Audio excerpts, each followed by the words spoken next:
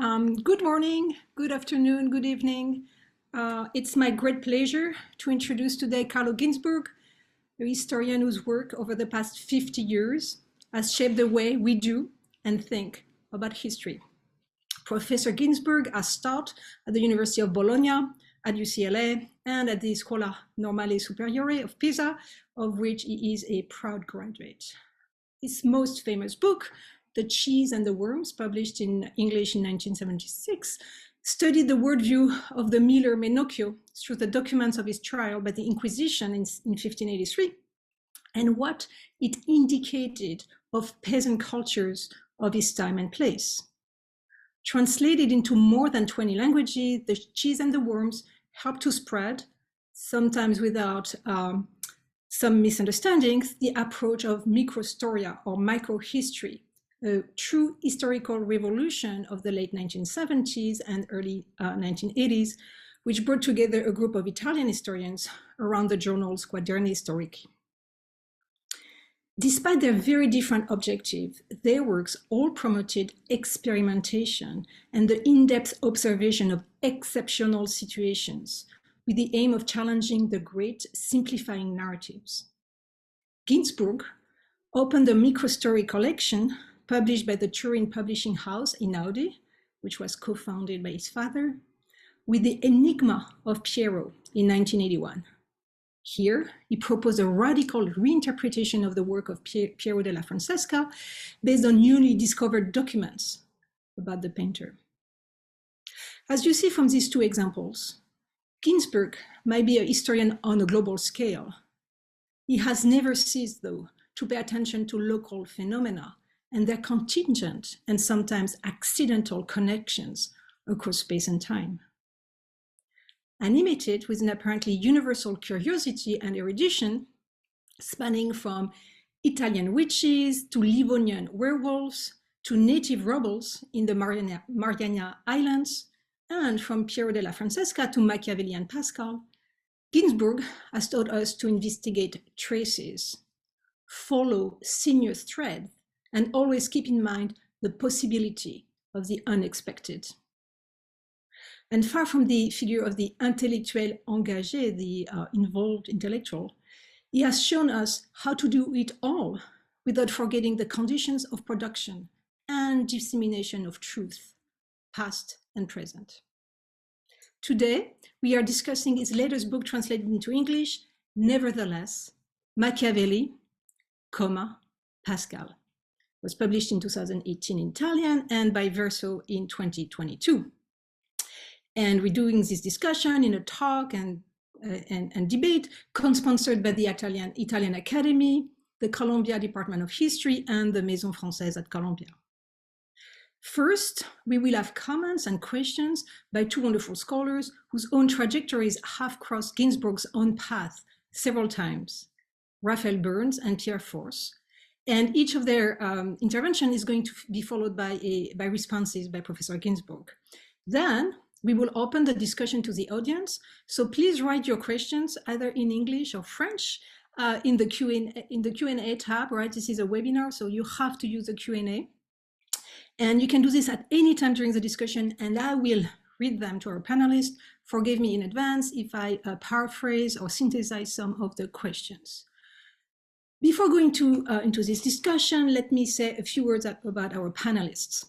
Raphaëlle Burns is assistant professor in the Department of Foreign Languages and Transcultural Studies at UCLA, which she joined after completing her PhD in French and comparative literature at Columbia.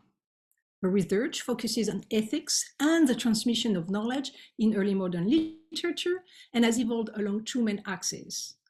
On the one hand, the relationship between casuistry and the genre of the novella in early modern France, Italy, and Spain, and on the other, the discursive production and circulation of novelties in the age of the first European news networks.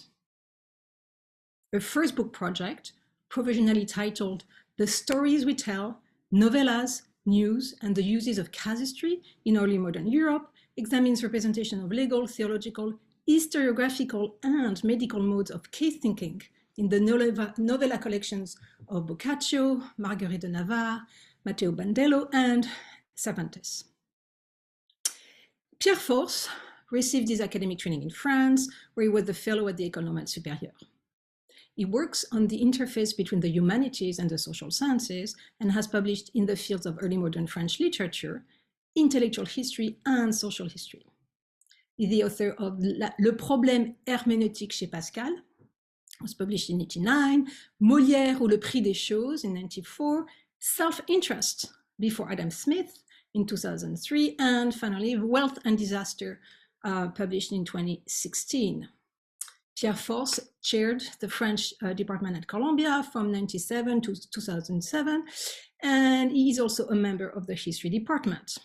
From 2011 to 2014, he served as the inaugural Dean of Humanities in the Faculty of Arts and Science at Columbia, and his teaching interests include French classicism and its reception, hermeneutics and rhetoric, historiography, the history of economic thought, and Atlantic history. So I'm sure you've, for those who are cognizant of the work of Professor Ginzburg, you see all the many interactions and conversations, potential conversation between our two presenters and his work in the longue durée.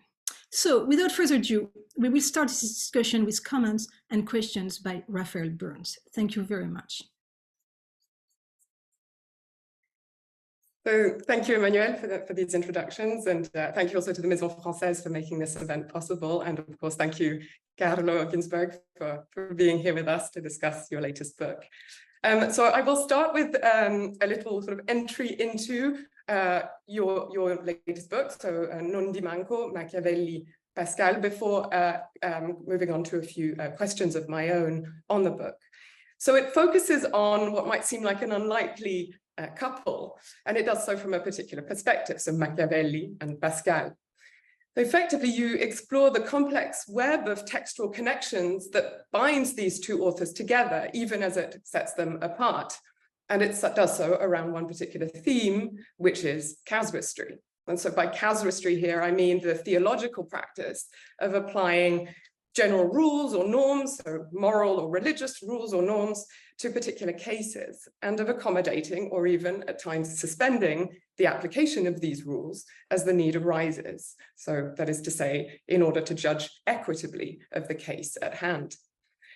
But let me begin, as you do, with Machiavelli. So your starting point in the first chapter of Nondimanco is Machiavelli's play, the Mandragola, and in particular, the discourse of the devious, but admittedly very resourceful friar, Fra Timoteo. So in the play, Fra Timoteo goes to great lengths to demonstrate to the perplexed and unsuspecting Lucrezia how adultery under specific circumstances is acceptable, despite it being, in general, prohibited. And so in this chapter, you show that the crafting of Fra Timoteo's discourse by Machiavelli is in fact reliant on arguments and argumentative structures and strategies drawn from medieval moral theology itself. In fact, you identify a particular textual source from which Machiavelli could very well have drawn inspiration for the character of Fra Timoteo, a text he would have had access through his father's library, Giovanni d'Andrea's Quaestiones Mercuriales, so a manual of canon law and casuistry. And so your reading of the Mandragola serves as a point of departure for a far greater study of the role of medieval theology and its peculiar modes of reasoning, so casuistry, in the political and, dare I say, also historiographical works of Machiavelli. In The Prince, you show that, as in the case of Fra Timoteo, Machiavelli's arguments are frequently structured around the enunciation of a rule, in the case of The Prince, a rule pertaining to statecraft, and the immediate identification of one or several exceptions to this rule. So to give a few examples, the prince should be, as a rule, generous, loyal, magnanimous. Nevertheless, nondimanco, in certain cases, he must also know how to be cruel, disloyal, cunning. So the term that returns incessantly to mark these kinds of concession in the prince is nondimanco, used also by Fra Timoteo in the Mandragola. And far from being a mere linguistic quirk, you show that this term is a veritable hallmark of Machiavelli's style of reasoning, and one that finds its roots in medieval casuistry, and in particular in theological commentaries and translations of Aristotle. And you show how this method of reasoning allows Machiavelli to move from rules to their exceptions, and to argue how in certain circumstances, so secondo le circostanze, it is not only licit but necessary to make exceptions to the moral rules that, of course, should ideally guide the practice of a sovereign, but are not always applicable. So not only licit, but necessary. I think necessity here is an important term as well for Machiavelli, and it's necessary for the preservation of power and of the state. But you also show how this style of reasoning allows Machiavelli to move from a prescriptive discourse precisely to a descriptive discourse on statecraft. So not the traditional mirrors for princes, but rather an analysis of what is actually done to acquire and to preserve power. And your broad thesis, though of course in the detail there's so much more going on in your book, but the broad thesis is that Machiavelli learned to reflect on the rule and the exception in politics through an acquaintance with medieval theology. And so this observation isn't without a certain irony. Machiavelli tends to be presented as the father of political secularization, as having developed a theory of statecraft durably dissociated from moral and theological modes of thinking. But in fact, we see that Machiavelli's manner of thinking the political may not be as secular as we may have come to think. So of course, an important aspect of moral theology and this kind of casuistry is that it invokes a higher rule. It is in the name of a higher rule that the exception is invoked. In the name of a more encompassing idea of justice, which in the Aristotelian tradition takes the name of equity, equitas epikea. And this is precisely how Fra Timoteo makes the case to justify his recommendations in the Mandragora. Adultery is licit in Lucrezia's case because it would be committed in order to secure a place in paradise and in order to please her husband, a lesser evil, in short, in the name of a greater good. So in this sense, the exception is only really an exception with respect to a set of revealed rules, but it points to a greater order, which, at least in theory, admits of no exceptions at all. And so for Machiavelli, these tacit rules, it seems to me, are the rules that govern effectively and not prescriptively. They're the rules of the pragmatist, of the realist, who goes behind the appearances of laudable but idealistic moral discourse to the effective reality behind it, of which the exception, in fact, gives us a glimpse, an exception which, as you underline in your book, actually Machiavelli will define itself as laudable, perhaps more laudable still than the moral discourses it challenges.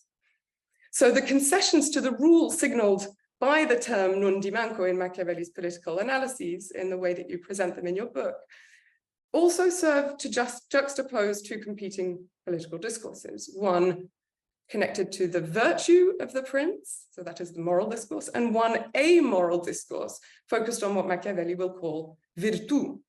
And so here we do see that there is an attempt to dissociate political discourse from these moral theological foundations, but theology itself, in the hands of Machiavelli, is revealed to hold the seeds of its own secularization. Jumping to Pascal, if I may, whom you identify against the grain as an attentive reader of Machiavelli, in the latter half of your book, you identify their respective approaches to specifically history as a point of convergence and divergence. Pascal is, of course, famous for his trenchant attack and condemnation of casuistry, or rather a particular brand of casuistry, that of the Jesuits of his time. It's worth noting that the very term casuistry, casistica, casuistique, only properly emerges in the 16th and 17th centuries to refer precisely to the theologians or casuists, of which a great deal were Jesuits, who were publishing manuals of confession and of moral theology, in which they were developing a systematic approach to the interpretation of moral rules and their exceptions. In the Lettres Provinciales, Pascal denounces this casuistic approach of the Jesuits as specious, sophistical, laxist, so very close to what Fra Timoteo is doing in the Mandragora. That is a series of convenient accommodations that bend the rules for all but moral purposes, though perhaps in fact for political ones. His prime concern, Pascal's, is that such modes of reasoning, this laxism, will undermine the foundations, the moral foundations of the church and of Christianity itself. But the irony here, the second irony, the irony in Pascal, is that in aiming to preserve the legitimacy of religion through his Lettres Provinciales, he actually, in durably discrediting casuistry, became a source of inspiration for later Enlightenment critiques of religion in general. So Pascal, alongside Machiavelli, also played a role, so to speak, in the history of secularization, though not necessarily one he intended to play. So there would, of course, be a lot more to say about the content of your book and the different arguments and philological threads that you unravel in each chapter. But in the interest of time, I'll move on now to formulating a few questions and remarks that emerged for me upon reading your book. So I have 3 sets of questions. The first set pertains to Machiavelli's use of casuistry. So as I read Nondimanco, my mind kept returning to another figure very close to Machiavelli, Guicciardini, whom you cite only very briefly in the book itself. In his works, Guicciardini, and especially in his Ricordi, repeatedly returns to the problem of rules and exceptions, in fact, explicitly so, and to this tension between reasoning in the absolute and reasoning according to circumstances. And like Machiavelli, he also uses the terms nondimanco, or rather nondimeno, a lot.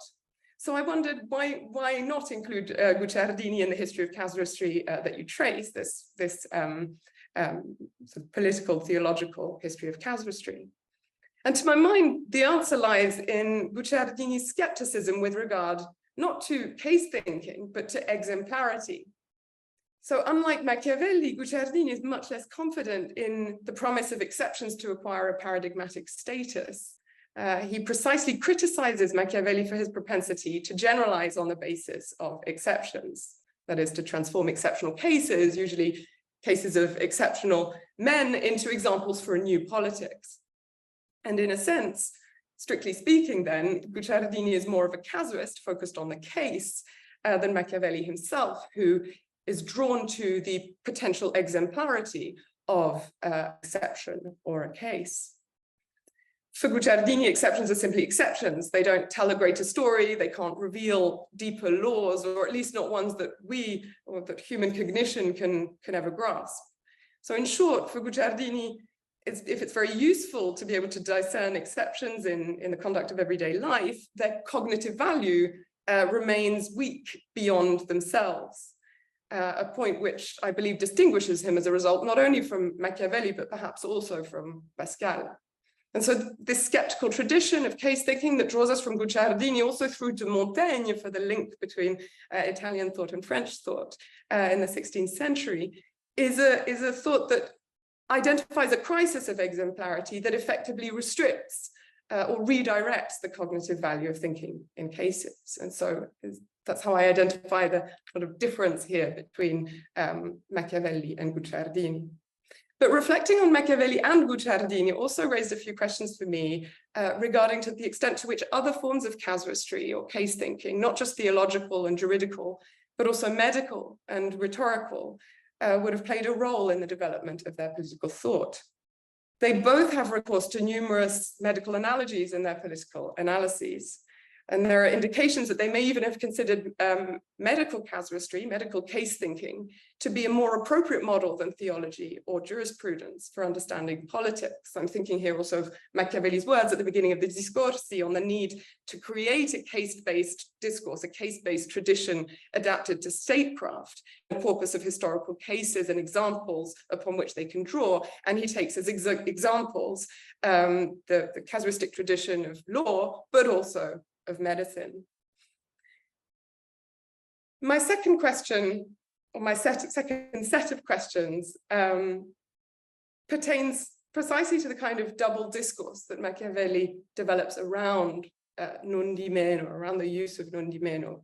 So not just a double discourse around rules and their exceptions, but also between appearances and reality. So this idea that through the exception, one can get at a kind of more effective view of politics. On the one hand, he offers the prescriptive, idealistic discourse of traditional mirrors for princes, and then it's simultaneously in the same text, in the same line, he will offer a descriptive, realist discourse of his own. And I wonder, can we make an analogy between this kind of antithetical rhetorical approach that he uses with Nondimanco? After all, Machiavelli brings up as a model for the prince, the very personification of antithesis, the centaur, half human, half beast. But so can we make an analogy between this kind of a discourse and the antiphrastic discourse of Pascal in the Provinciales? Because irony too, the irony that Pascal uses in his attack of Jesuit casuistry, is a form of double discourse, which plays on different perspectives, on appearances and reality. And finally, I wonder, would it be possible to make a second analogy here to your own methodology in this book, in Nondimanco, where you also experiment with perspective and explore the play between appearances and reality? The book unfolds a bit like a game of mirrors, it seems to me, constantly alternating between textual analysis and an analysis of textual reception, between an examination of specific historical events and an attention to much longer historical processes. You study the contradictions and the often antithetical receptions of Machiavelli and Pascal, often to reveal that they might not be quite as contradictory as we think. So in doing so, you present different perspectives, different pictures are emerging from these particular historical perspectives one might adopt, and you shift from one to the other in a way that reveals an idea of history which may well be compatible with what you call at the end of the 8th chapter of the book, the irony of history, l'ironia della storia. So my last set of questions or remarks, very briefly, pertain to the remarkable appendix to your book, in which you turn to Tomasi di Lampedusa's mid-20th century novel, Il Gattopardo.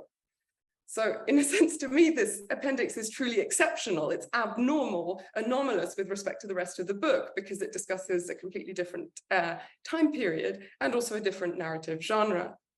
So in line with the cognitive value that you have ascribed to exceptions and anomalies in your work, and of course, not only in this book, I can't help but think that this appendix might shed some surprising light on the rest of the book itself.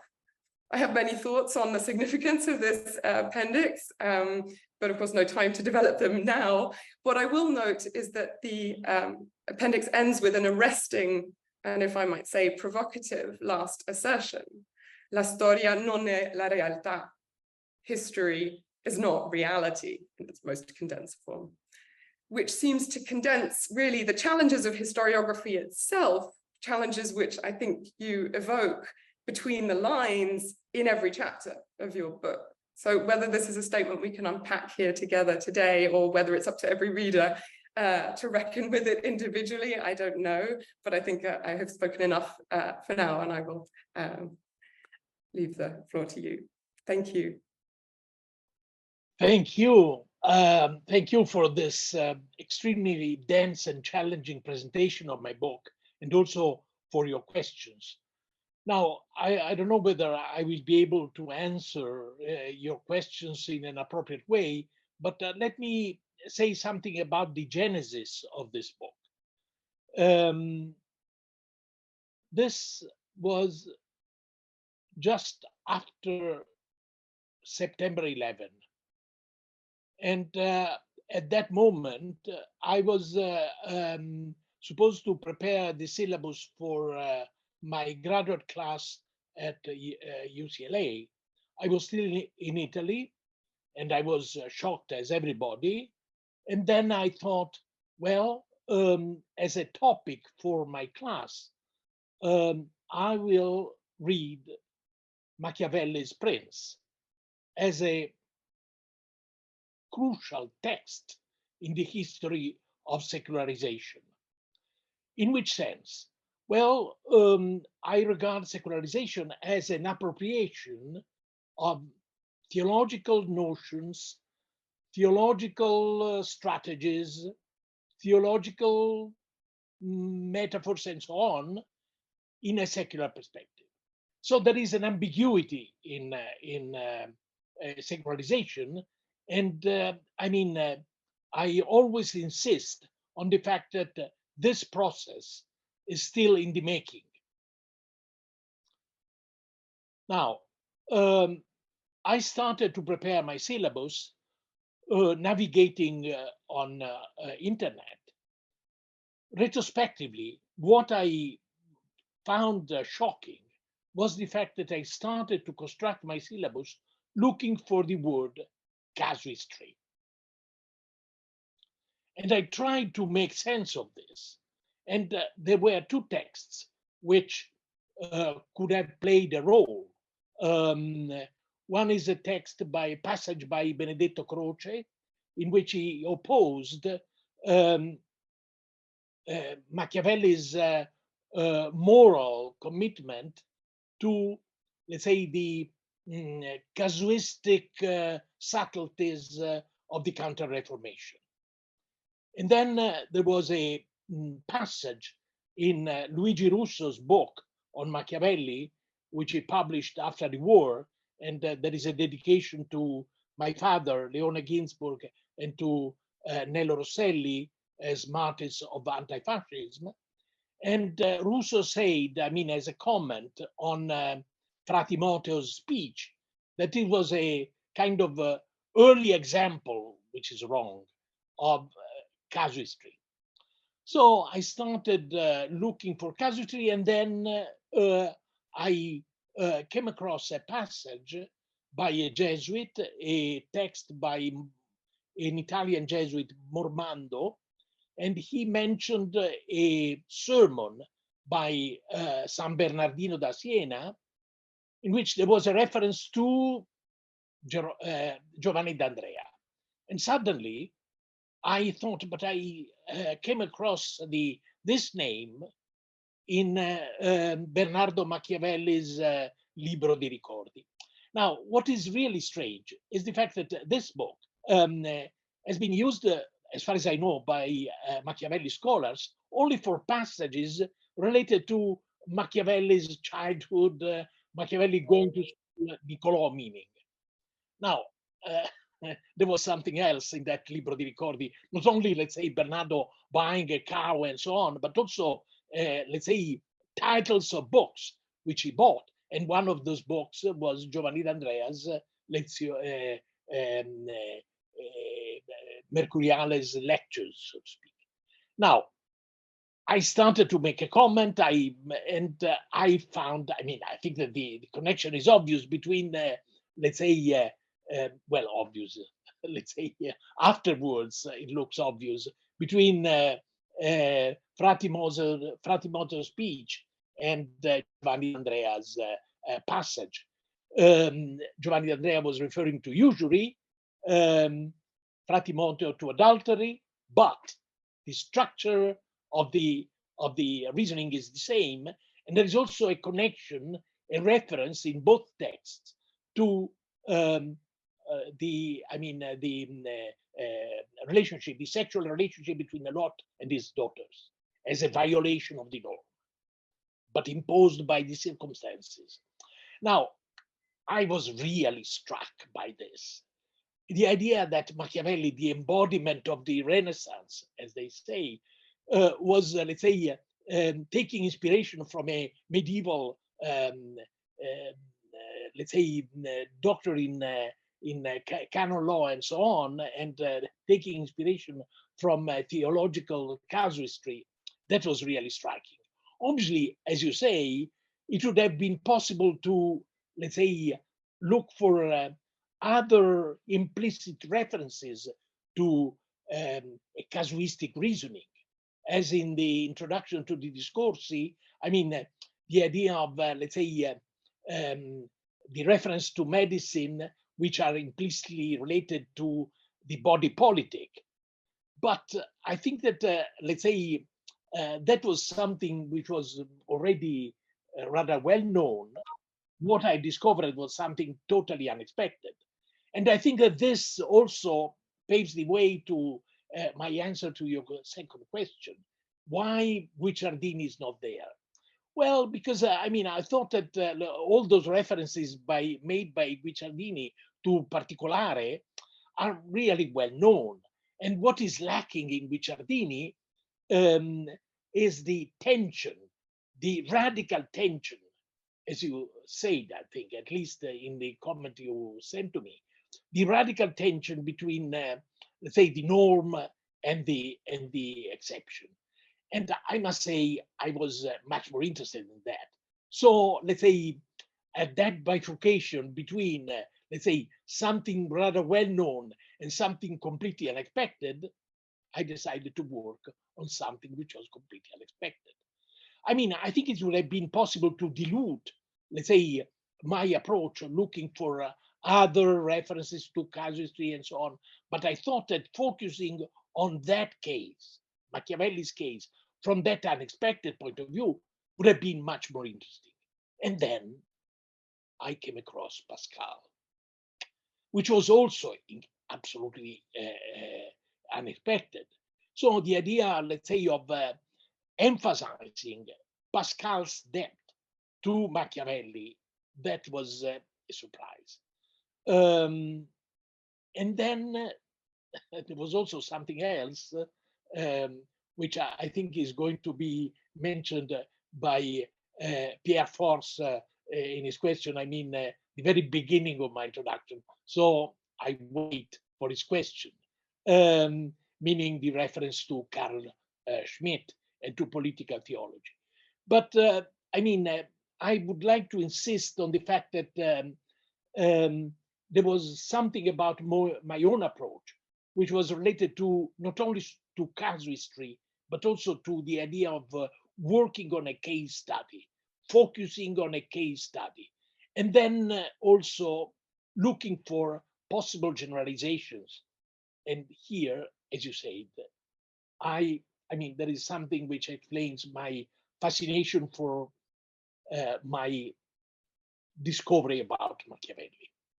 So actually, I also wrote a kind of retrospective reflection some years ago, which is called, I mean, I wrote it in Italian. It's called Il caso, I casi. I've been fascinated by this ambiguity in Italian, which does not exist in other languages, at least certainly does not exist in English or in French or in German. I mean, in Italian, as you know, because your Italian is perfect, caso, case, and chance, I mean, are, let's say, identified by the same word. I was intrigued by this because I'm also intrigued by chance. And actually, in my latest book, which I published in Italian, La lettera uccide, I translated a couple of pieces which I'd written in English, in which I focused on chance. But the relationship between chance and case studies is something which I found fascinating. Now, there was a trajectory from case studies to casuistry. And in the middle, there was Machiavelli. I don't know whether I answered all your questions. I can go on. I mean, you know, but I'm perplexed about the time. Yeah, I think we should go ahead with Pierre's comments and questions, and then we can rejoin at the end of this session and have a more exchanges. Thank you. Okay. So I would like to have my own attempt at summarizing the main argument of nondimanco, and as I see it, it involves textual relationships between Machiavelli, Pascal, Kierkegaard, and Carl Schmitt. So the core of the argument is based on the comparison between the famous beginning of Schmitt's political theology and one fragment from Pascal's Pensée. So the passage from Schmitt is, sovereign is he who decides on the exception, secularization of theological concepts. And as you quoted at the beginning of your book, the exception in jurisprudence is analogous to the miracle in theology. And here is the fragment from Pascal, from the Pensée. States would perish if their laws were not often stretched to meet necessity, but religion has never tolerated or practiced such a thing. So either compromises, that accommodement in French, or miracles are needed. So your main thesis, as I understand it, is that Pascal anticipates Schmitt's idea that the exception in jurisprudence is analogous to the miracle in theology.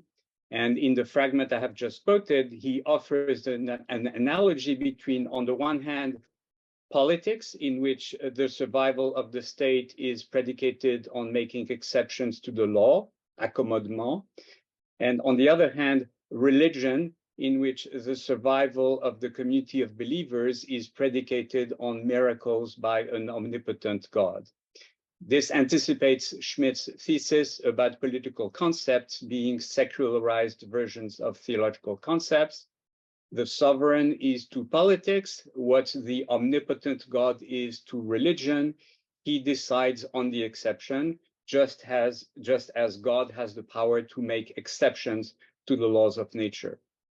And you argue furthermore that in this fragment, Pascal was channeling Machiavellian thought, and that he was doing that in an unexpected and paradoxical way.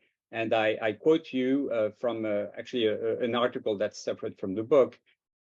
Pascal's exceptional concession to a casuistic argument, tacitly picked up and reworked by Schmidt, had been fueled by a long reflection on Machiavelli. So Machiavelli, steeped in medieval casuistry, as you show, was a thinker of the tension between the exception and the rule, and his intellectual style is encapsulated in the use of the adverb nondimanco. Nevertheless, the assertion of a general rule is always contradicted by the mention of an exception introduced by the adverb nondimanco. And it is paradoxical that Pascal would channel Machiavelli, the casuist, in this way, because Pascal had famously savaged and destroyed the entire discipline of casuistry in the Provincial letters, and so successfully that casuistry did not re-emerge as an intellectually respectable discipline until the 1980s or so. Now, but it seems to me that your mention of Schmidt does not primarily come from an interest in questions of political theory, in the book at least, but rather from an interest in understanding the relationship between the exception and the rule in historical knowledge. And in a roundabout way, Schmidt leads us to a Kierkegaard quote about the relationship between the norm and the exception. And so this is Schmidt quoting Kierkegaard, a Protestant theologian who demonstrated the vital intensity possible in theological reflection in the 19th century, stated, "The exception explains the general and itself. And if one wants to study the general correctly, one only needs to look around for a true exception. It reveals everything more clearly than does the general.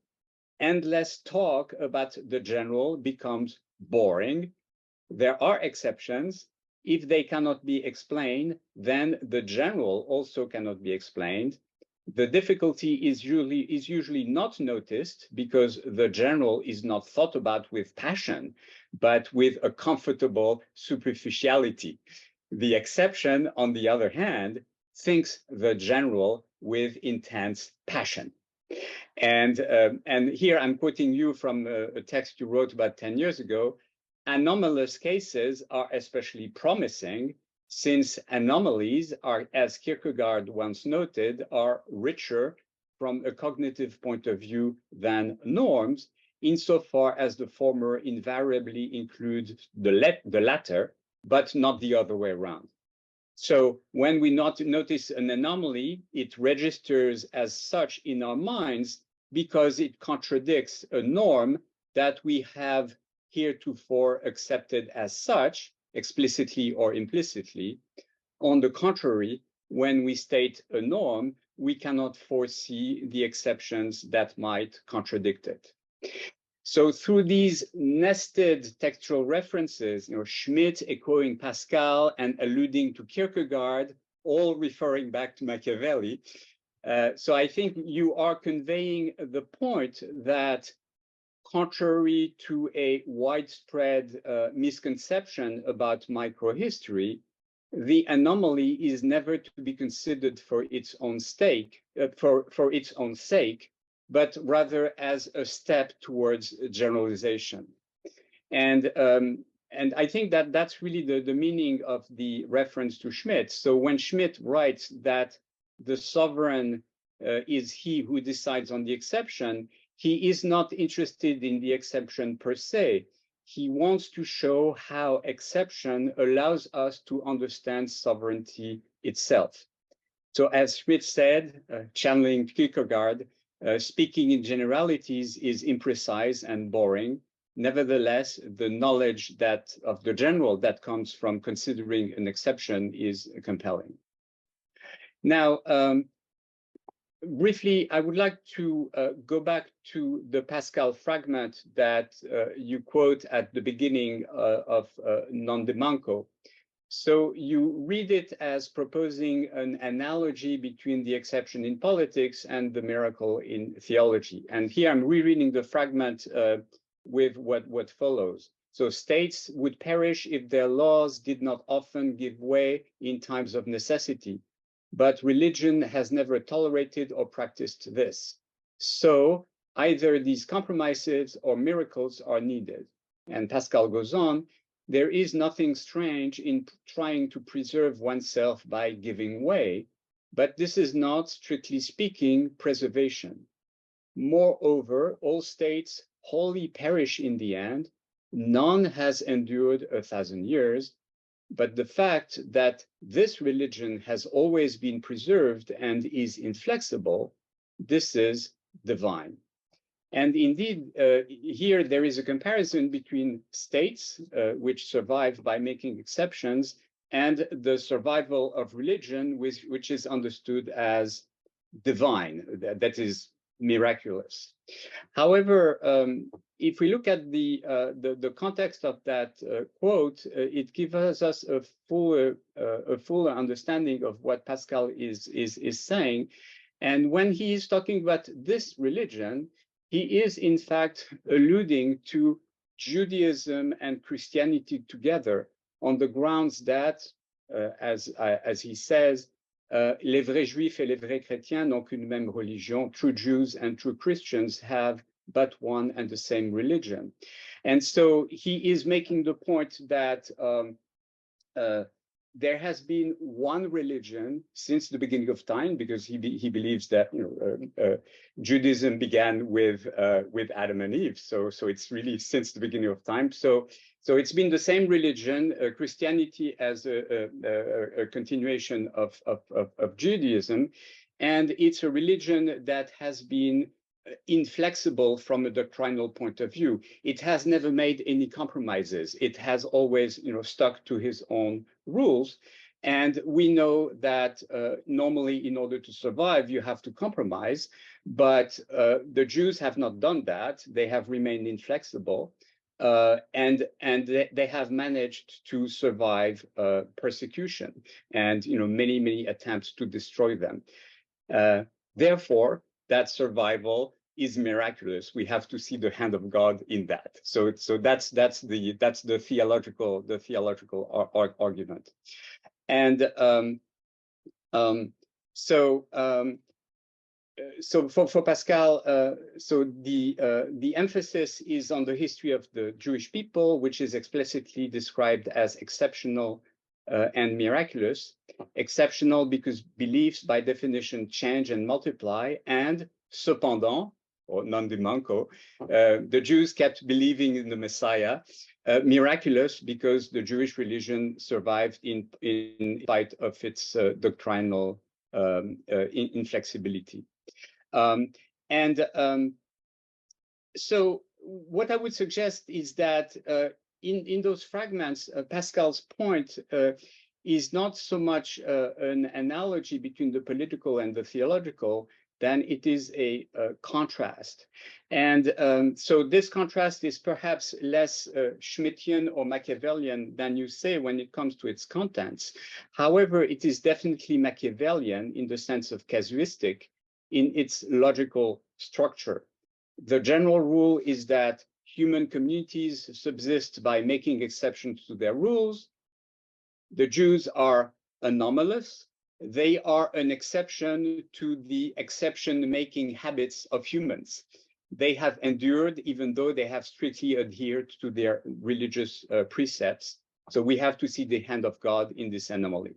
Now, this, of course, ignores the large body of casuistic thinking that is to be found in the rabbinical tradition. So there is obviously a lot of casuistry in the Jewish tradition as well. And just one final point quickly.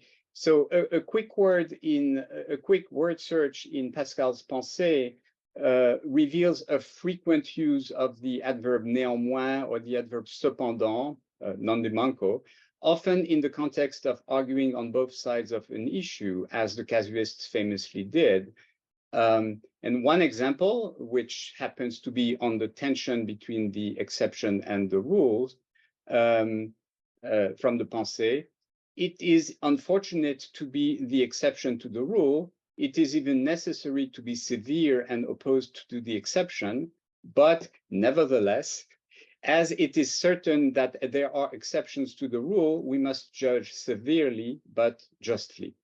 And so this passage has the logical structure of the scholastic distinguo, concedo, nego, and here I'm looking at medieval philosophy in Pascal, the way you looked at medieval philosophy in Machiavelli.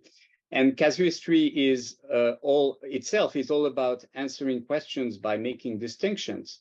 So translated into scholastic language, the question is, should exceptions be forbidden?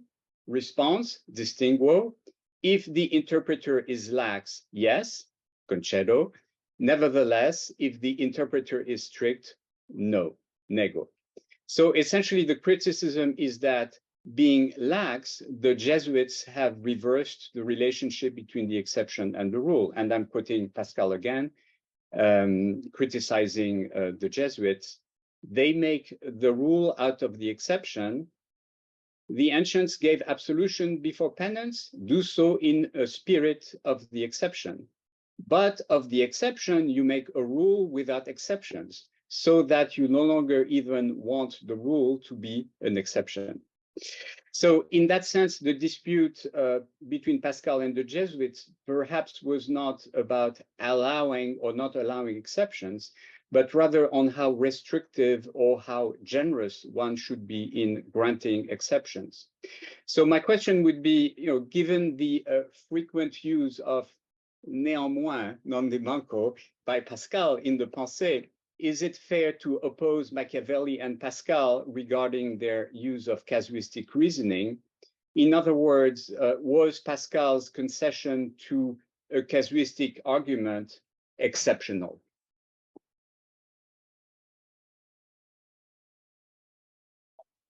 Thank you very much for this very, very challenging remarks. First of all, let me say that,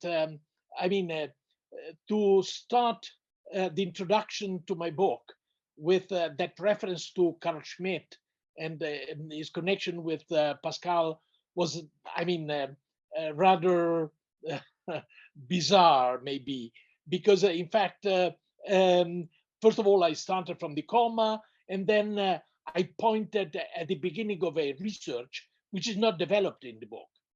So, actually, I was not suggesting that Pascal was anticipating Schmitt, because I think the idea of anticipation is too teleological. And in fact, I would focus on Schmitt as, let's say, tacitly appropriating Pascal. Because, the reference to miracles was certainly very unusual. So I would say it's a kind of conjunctive anomaly, as the philologists would say.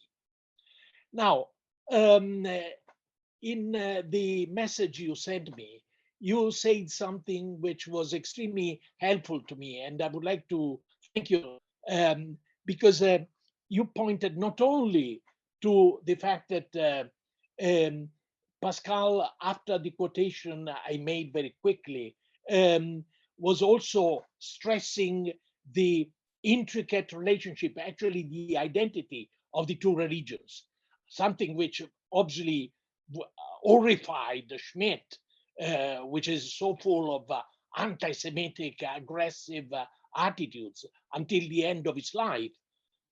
So, I mean, this is maybe one of the reasons because for the lack of reference to Pascal, maybe.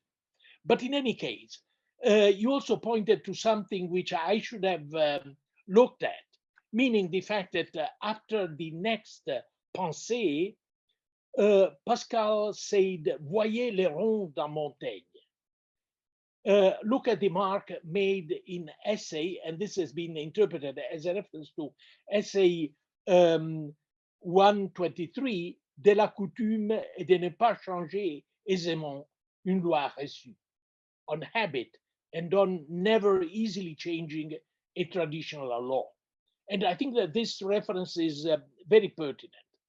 Now, I read again this essay, and this essay includes a few references to miracles. Let me begin with this one. I quote, though divine providence has sometimes passed beyond the rules to which we are bound by necessity, it was not dispensing us from them. Such cases are blows from God's hand, which we are not to imitate, but to greet with amazement. They are inordinate examples, expressly marked by signs of special approval, the same in kind as the miracles, du genre des miracles, not exactly miracle, but du genre des miracles, which providence gives us in witness of his omnipotence, and so on. But then there is another passage in which Montaigne said, speaking about la coutume, and I quote, and I am leaving aside that coarse deceit of religions, which, as we can see, has intoxicated so many great nations and so many learned men. Je laisse à part la grossière imposture des religions, de quoi tant de grandes nations et tant de suffisants personnages sont vus enivrés. Now, this is a reference to a non-existing book, a book which did not exist yet, but it existed as a title, meaning De Tribus Impostoribus. Moses, Jesus, Mohammed. Now, I mean, I would like to emphasize this because we can imagine, let's say, Pascal reading and rereading this essay.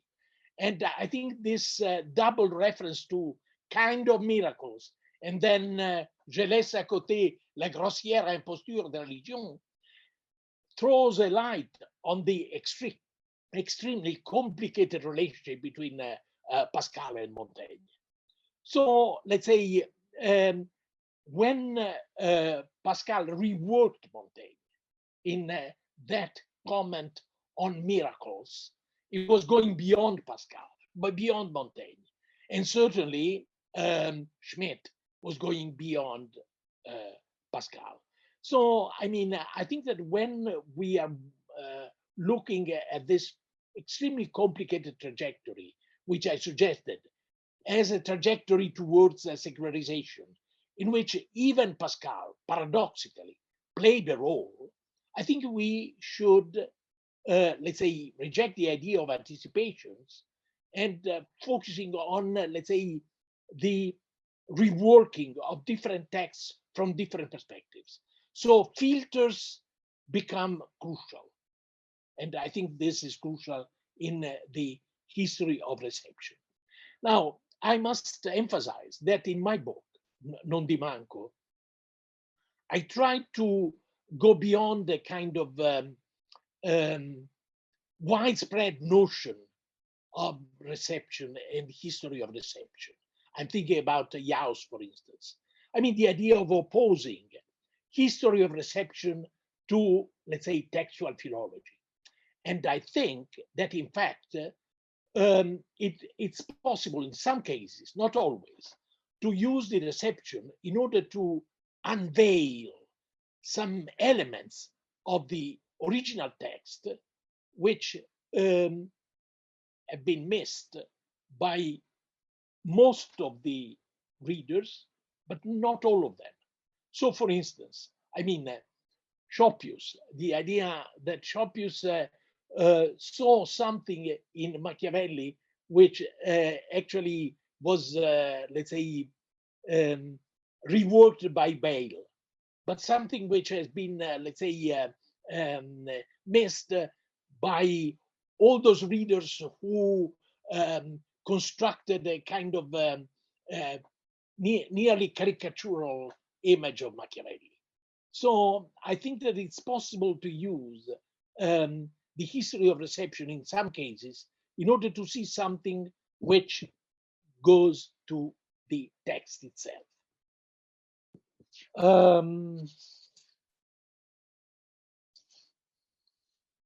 What can I say? I don't know whether I answered your questions, but yeah, okay. And I wonder whether there are other questions which, I mean, can be looked at before, let's say, listening at the audience questions. I don't know. Yeah, actually, Raphaëlle and Pierre, do you have responses to the responses very briefly before we open to the audience? Or shall we go ahead? So I'm aware of time, so perhaps if we do want to take some questions from the audience, we should. Okay, great. Actually, I have a question that might seem naive or too generalizing, but that goes a little away from the incredible erudition of this discussion. And it is about your process, how you think from one question to the other. And it has to do with actually with your response to Raphaëlle about Giugiardini and the fact that, you know, it's obvious, we all know, right, that yes, you wanted to go to something that was not obvious, and we all know that Giugiardini's, you know, remark in his Recordos about the rule and the exception, that is very well known. So I was actually, I mean, it's not well known to me, right? And I would infer it's not well known to a lot of the people in the audience. So I'm just trying to think about how you think about what is a surprise. How do you get surprised? Because, right, what are the conditions under which a text, a remark, a thought is surprising to you, right? I mean, what is surprising to you is not surprising to me because I don't have the same knowledge of, right? So in terms of building a community of thinkers, of historians, how do you, right? You know what I mean? It's a very naive question, but like, how do you, when do you recognize something that is surprising to you, and how do our young listeners, our young, historians have to think about what is the level of the norm and the exception of what is known, what is knowledge, and what is ignorance to some extent, right? So what is the ignorance we want to pierce, right? Well, very good question. Let me say this. Probably some historians could look at Guicciardini's approach to the particolare and the tension between norms and the exceptions, looking and discovering something which is absolutely unexpected.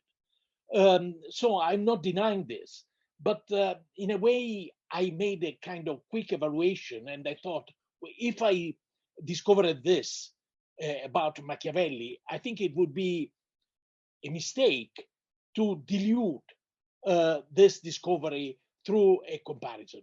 And so, I mean, in a way, I thought I have to insist in order to understand how this relationship so unexpected between Machiavelli and medieval casuistry was possible. And again, this goes back to filters. Let me say that this idea of filters is something which, in fact, I learned from art history, and especially from Ernst Gombrich's book, Art and Illusion. And I, let's say, transferred this idea of filters from images to texts. And in fact, let's say, the experiment I made in The Cheese and the Worms about Menocchio's approach to books and the interaction between the oral culture in which he grew up and the printed books was something which in a way had been inspired by Gombrich's remarks about visual filters, or filters playing a role in the production of visual images. So I think that, let's say, this explains my reaction to that unexpected discovery about Machiavelli. You know, I mean, I'm emphasizing this element of unexpectedness because I'm used to say that to find what we are looking for in research, period, is not enough. We have to find something which is unexpected to us, first of all. And so that's the reason why the production of chances became so important to me. I mean, I started doing this with my friend Adriano Prosperi before, let's say, internet, looking in card catalogs and so on. But now with, let's say, internet, the production of chances is something which is very easy. But the idea is to look for noise, what is technical labeled as noise, as an instrument of research. So looking for unexpected questions and also hopefully for unexpected answers. Thank you very much. So we're going now to the questions in the Q&A, and I'm very sorry, but right now I have 6 questions. They're all very different. I'm going to try to group them thematically, but maybe a little challenges. Actually, I'm going to start with the last questions and the question that is closest maybe to the book and the discussion we've had. The last question is by Toby Wickstrom, who's also a graduate from the Columbia Department of French. And he asked a question about the relationship between theater and casuistry. Is theater an engine for thinking the relationship between the norm and the exception? Does it do so in ways that other kind of genre, like novellas, for instance, cannot? Well, this is a good question. I never thought about that, but I think that my immediate answer would be, okay, let's look for Jesuit theater. Because I mean, after all, there is all that, I mean, the huge production of, let's say, plays in the Jesuit order. And I think it would be interesting to see whether there is a connection between, let's say, Jesuit fondness for casuistry and Jesuit fondness for theatre. Thank you. Another question is about Pascal reading Machiavelli. That's a question by Flora Champy, and she asked us whether we know in which edition or in which editions Pascal read Machiavelli, and did he read him in Italian? Well, I think, I mean, I have no evidence for Pascal having read Machiavelli in Italian, but I think that's obvious. I mean, he knew Italian, and but I found the echoes, and I emphasize them in my book, between, let's say, the introduction of the translator of Machiavelli's Prince into French, Gaspard d'Auvergne, and let's say Pascal's passage on accommodement. And I think that, let's say, this is interesting. In other words, Pascal was probably reacting also to Gaspard d'Auvergne presentation of the Prince, in which certainly there are echoes of casuistry.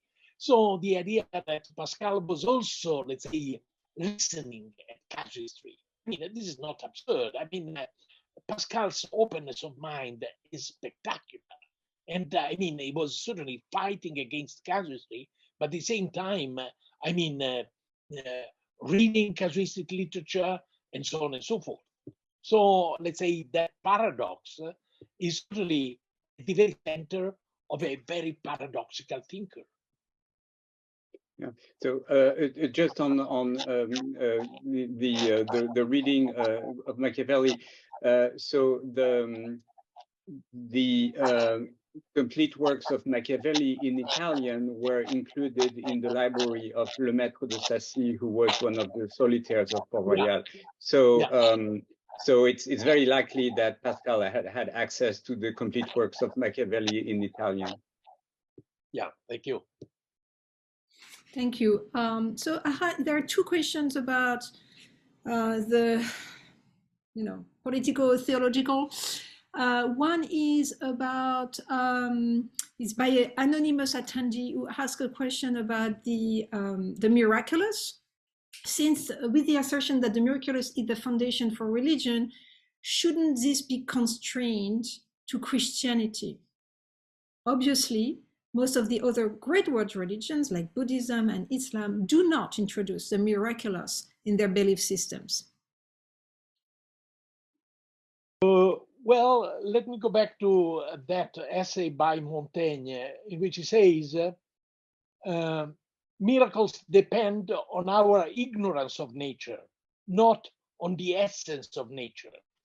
Now, this, I mean, is Montaigne, but we can imagine Spinoza, let's say, reading and rereading this passage, and Pascal also reading this passage. So, in fact, I think that, let's say, Pascal's attitude towards miracles is very cautious. In other words, they don't play. Maybe I'm saying something wrong, but it seems to me that if we compare Pascal's emphasis on prophecies with, let's say, what he says about miracles, I mean, the difference is amazing. Now, what he says about prophecies is something which I dealt with in a completely different perspective in an essay which is included in a volume which a collection of essays of mine, Wooden Eyes. And I started from, let's say, an idea which is this: if we don't believe in prophecies, we would see the precedent in the Jewish Bible of the fulfillment of prophecies in the Gospels as something which implies the generation of the fulfillment in the Jewish Bible. Now, this essay, which is called the Ecce, I think it's, well, the consequences of this, let's say, trajectory is quite amazing, because I mean, a lot of passages in the Gospels, in fact, can be seen as, let's say, the outcome of a reworking of texts in the Jewish Bible. Now, I said in that essay, I believe that Jesus existed, but when we are reading the Gospels, we have to take into account this trajectory, which, let's say, destroys the idea of fulfillment, which was crucial for Pascal. The question that is only tangentially connected to the former question, which is about your way of constructing the processes of secularization, and or you thought about those processes compared to how Weber, Levitt, and Blumenberg's critiquing Levitt have done that, right? What is your, I mean, what is your take on the notion of secularizing theological concepts? You have 2 minutes. Sorry. I mean, in a way, I mean, I'm let's say, with as I said, I regard secularization as a sort of process in the making. And I think that this is not obvious because, for a lot of people, we already live in a secularized world, which seems to me wrong, absurd. In fact, we have to look at the process as something which is going on. It implies hybrids, fights, trajectory back and forth. So, and I think that from that point of view, Machiavelli's attitude towards religion is extremely interesting, because on the one hand, it seems to me evident that, it was, let's say, he did not believe in any religion, but he was absolutely convinced that it's impossible to act on the political scene ignoring religion. And this is something which, let's say, I wouldn't say implies an ambivalence, but certainly it implies a complexity which is often ignored. And I think that, let's say, it would be interesting to see how, well, for instance, when I in my book, I included, no, maybe it's not in Nondimanco, I'm sorry, because in that other book, La Lettera Uccide, I included a little text in which I commented on a comment made by the current Pope on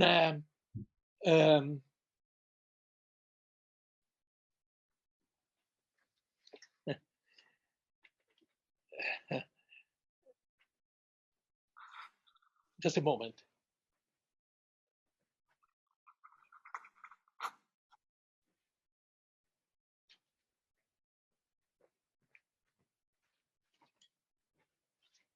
Sorry. So this is the book, and the title is Non esiste un Dio cattolico. A Catholic God does not exist. Now, this is a comment made by the current Pope in an interview with an Italian journalist. And I read this and I was really impressed. And then I started to check this sentence on internet. And I came across a lot of furious comments from, let's say, clergy, upper clergy, and so on.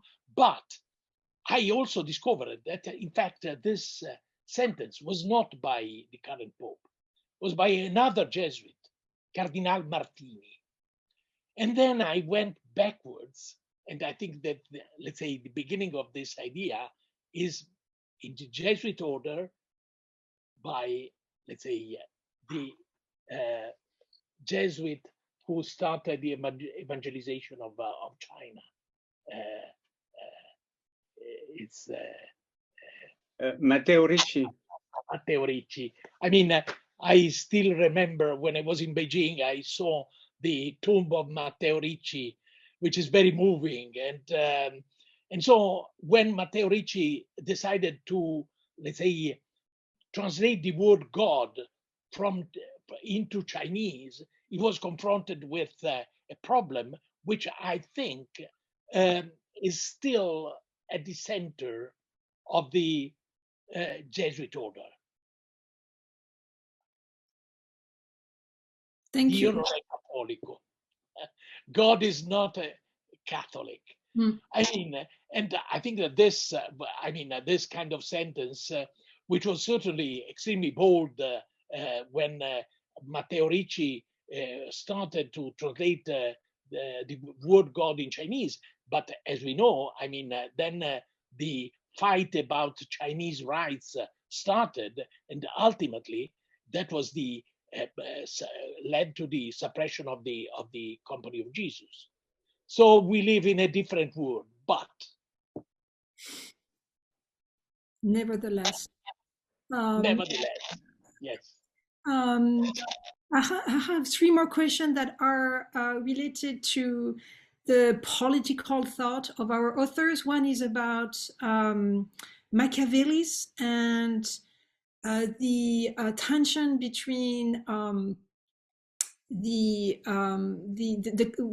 I see here the complacency. I'm quoting Vincent Calvino, the complacency and repressed self-interest by the citizens, construed as the masses, right?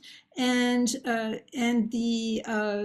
the tension between this complacency and the exception, right, of the natural ambition displayed by the noble prince. So what do you think this is a?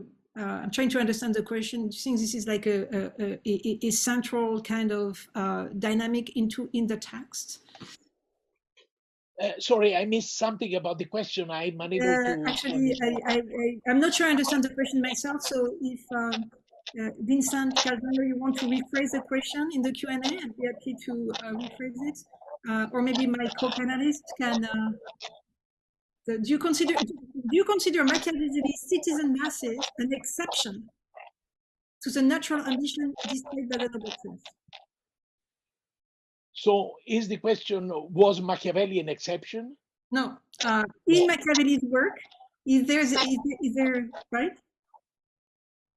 Is there a do you see you know the relationship between the masses and the prince analogous to that between you know the rule and the exception, right? The noble being the exception and the masses being the rule, the general rule of politics. I don't see any reformulation of this question, so I can move on. Okay, another question was about Schmitt and Nazism, and I'm trying to find it. I'm sorry, I tried to group them more or less thematically, but yes.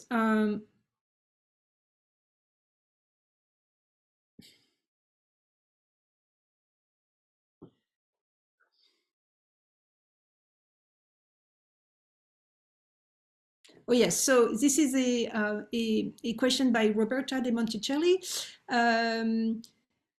How the fact that Carl Schmitt's exception has been, that for Carl Schmitt the exception defines state sovereignty, and how that fact being associated with Nazism is the association of that reflection on exception with Nazism any relevance for your thinking? I mean, certainly Schmitt was a full-fledged Nazi, and I mean, his anti-Semitic attitude persisted after the end of the Second World War, and we have a journal in which he constantly referred to Spinoza as the Jew Spinoza, and so on and so forth. So, I mean, I'm insisting on this because the contrast with, I mean, Pascal's attitude is amazing. So, at the very moment in which I'm saying that Schmitt reworked Pascal, I would like to stress the distance between them, of course. I think that, let's say, that sentence by Schmitt is in fact not by him, is in fact a sentence by Kierkegaard. And the fact that he didn't mention Kierkegaard is, let's say, related to his, let's say, extreme fanatic Catholicism. It's grotesque in a sense. At the very moment in which he was, let's say, inspired by Kierkegaard, he was not mentioning him. That's ridiculous. But I mean, the man, dreadful. But I mean, I'm not denying that. I mean, it was let's say, extremely. How can I say? Well, clever, and also, well, I don't know how original it was. I was shocked by the fact that that sentence in Politische Theologie, which is, I mean, in a way, the kind of it's at the core of his political philosophy, is in fact a reworking of somebody else, meaning Pascal. So I think that it would be interesting to, let's say, read again Schmidt, starting from the possible hypothesis that he was, let's say, reworking the thoughts which had been taken by different kind of writers and thinkers. Thank you. So I have the question by Mr. Cavagno being rephrased. So the question, I think, is about ambition, political ambition, and the question is about whether political ambition is a general rule of politics that can be applied both to the masses and to the rulers, or is political ambition a category of action that is, you know, that can be identified only in rulers? Well, I would say that ambition is a psychological category. So in that sense, the analytic value of this category is not very high. So I think the problem would be, let's say, how the content of the ambition. And this obviously is related to different contexts, different actors, and so on and so forth. So the idea, let's say, of, let's say, identifying psychological categories is something which I personally am not especially interested in. Thank you.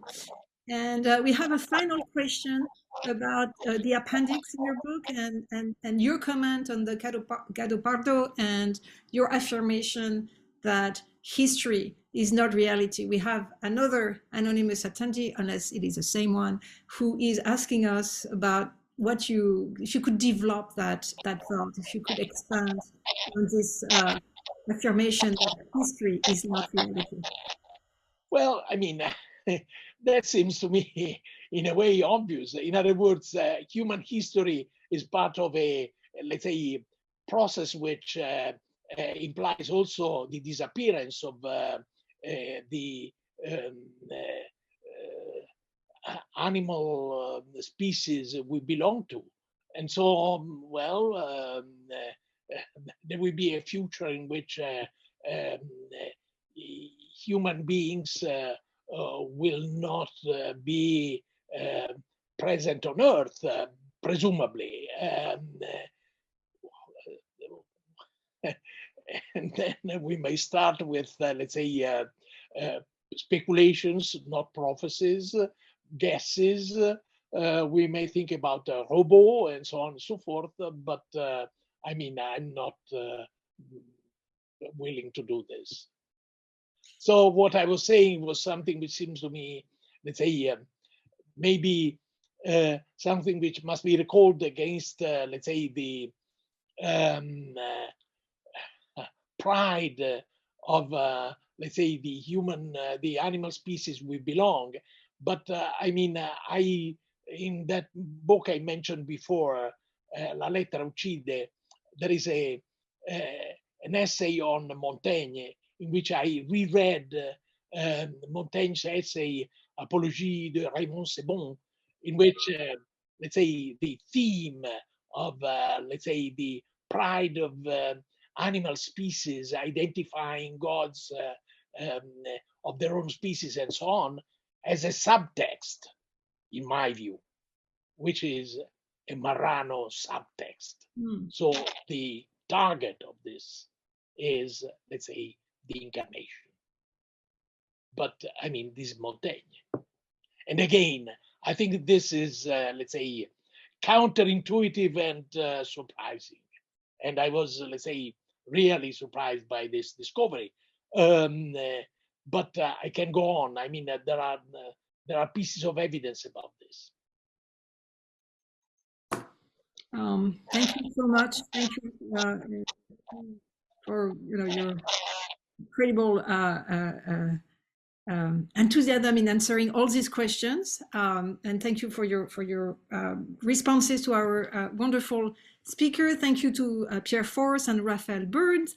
Thank you to the Columbia Maison Française, the Italian Academy, the Department of History at Columbia for a absolutely wonderful conversations. And we love you again when your the book of essays is translated into English next year. Well, yeah, hopefully it will be translated soon. But in any case, I would like to thank Raphaëlle Burns and Pierre Force for their questions, their remarks. It was a wonderful conversation. And I mean, I would like to thank all those who asked questions. And I would like to thank you, Emmanuelle, Saada. Thank you very much. Thank you.